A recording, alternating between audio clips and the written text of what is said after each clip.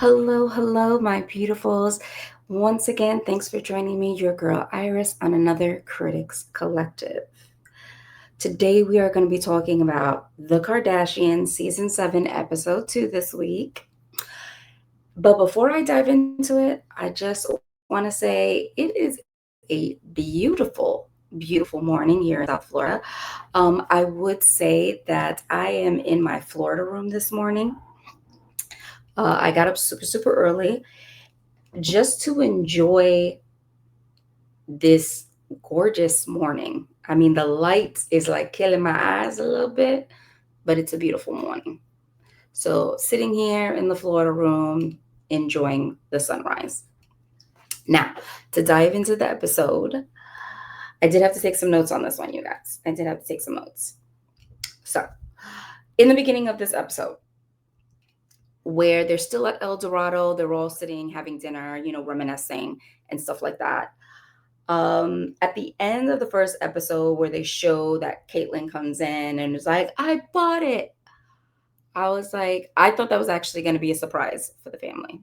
Well, surprise was it was bullshit.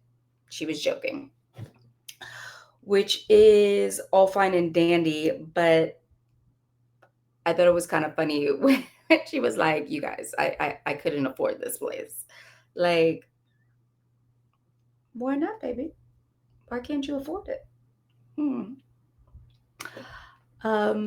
Anyways, I'm not gonna be talking about nobody's finances in this episode, but I was just like, okay. Also, I do want to talk about the fact of her behavior. I don't know. I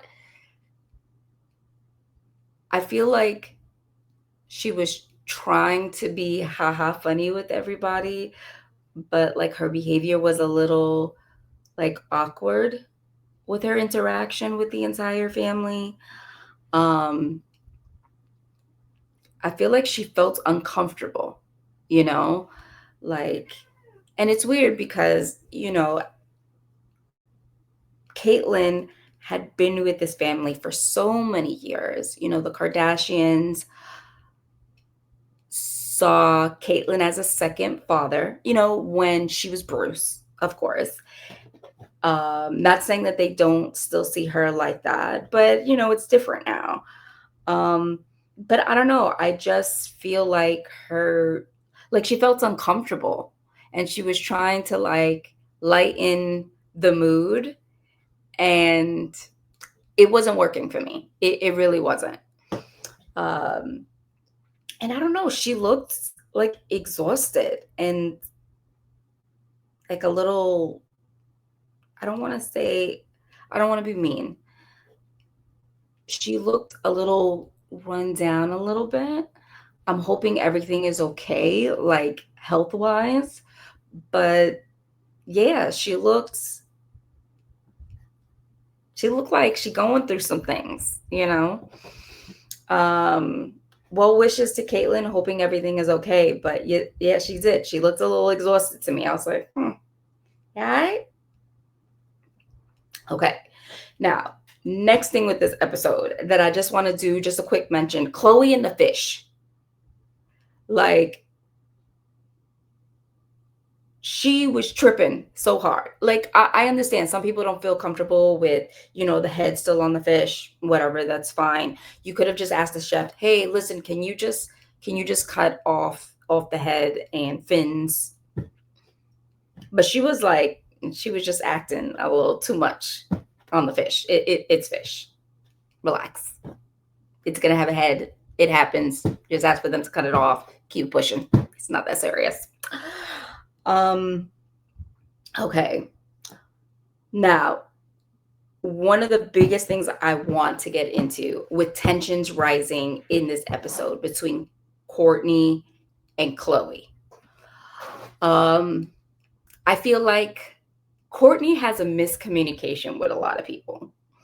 And I think it's because, like, the way she comes across, even when she's not trying to be mean, she's like, hey, this is what I learned. Maybe this is something we should try.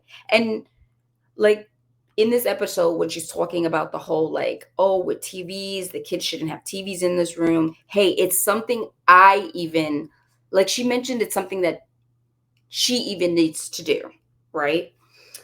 But like, I felt like Khloé was still taking it negatively. And I think it's not what Kourtney was trying to share, it's how she was sharing it. And, there's just a way to say things. But then at the same time, on the other hand, it's like, why are you being so sensitive? It's like, I can't say shit to you without you whining or crying or feeling some type of way. Then it's like, fuck it, then I'm not going to talk to you. I'm just not going to say anything. I'm going to stay in my own corner with my own family.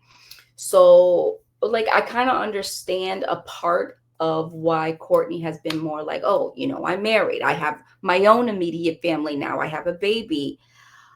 So all of my time and energy needs to be on them and not on you guys.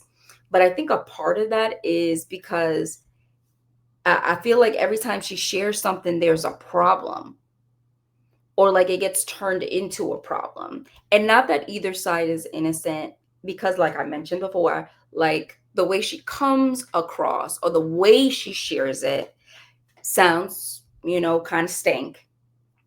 But then at the same time, it's like, yo, your sister, how she talks. She doesn't mean offense. She's just being straightforward and honest. What is your problem? You know, even though also on the other side of it as well, it's like sometimes it's like, dude, I don't want to hear about your new parenting, whatever bullshit that you learned. This is my child.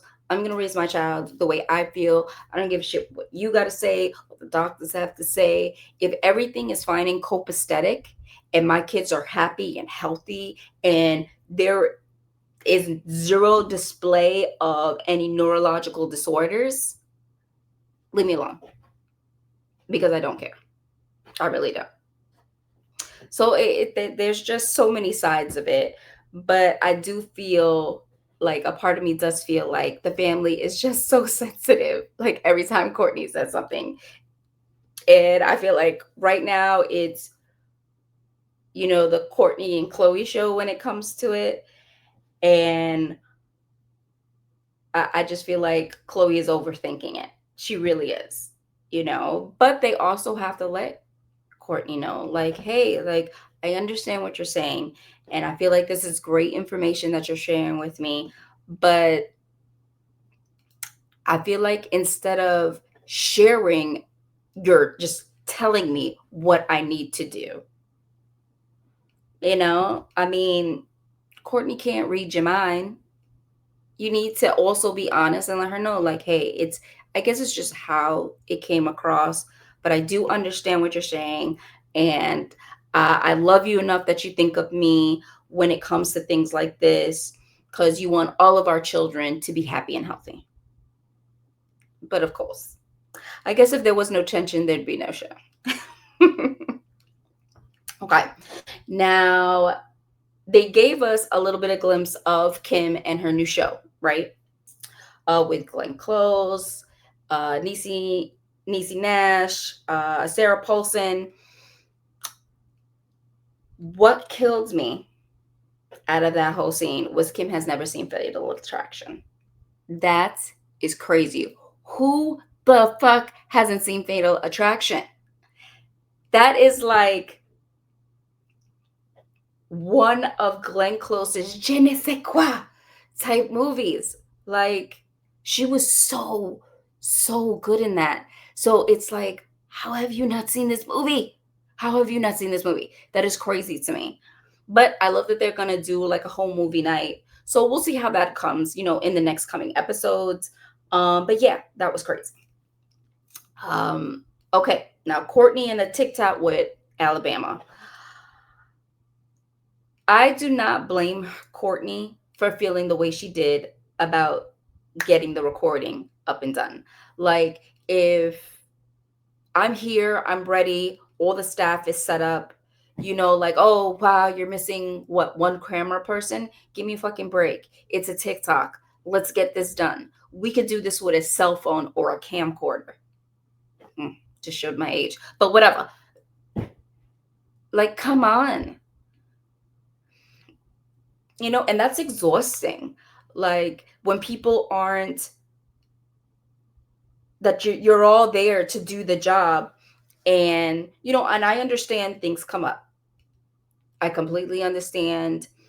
That's why you guys sometimes don't see me a lot doing recordings, because life just be lifing.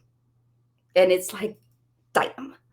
But if you're all there ready to get things done, then you need to be considerate of other people's time when they're working with you. If this is something you're doing by yourself, procrastinate all you want, but not when you're working with others and you're taking away from their time.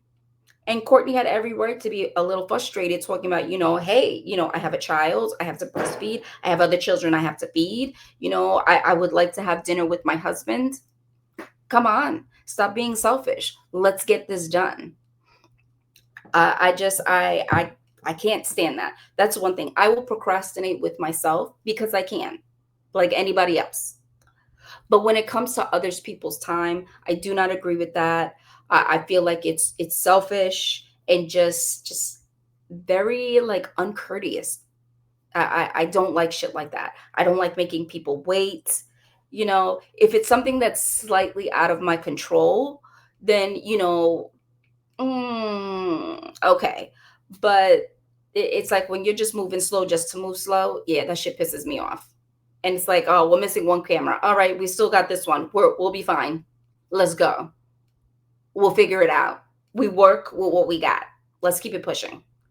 Like, I don't know. Out of the entire episode, like that type of shit really gets under my skin. I don't like doing that to people, and I don't like that seeing that being done to people. Kourtney's commercial for her gummies with Julia Fox. That was cute. Their interaction. Julia seems very, very nice. And that's really all I have to say about that. There was nothing really, like, when there's no drama, it's not fun. And just one honorable mention about this episode. Like, I watched it with commercials. I did. I watched it with commercials. The old-fashioned way, like we used to do back in the day, where there was commercials and you couldn't fast forward through them. You just had to watch them.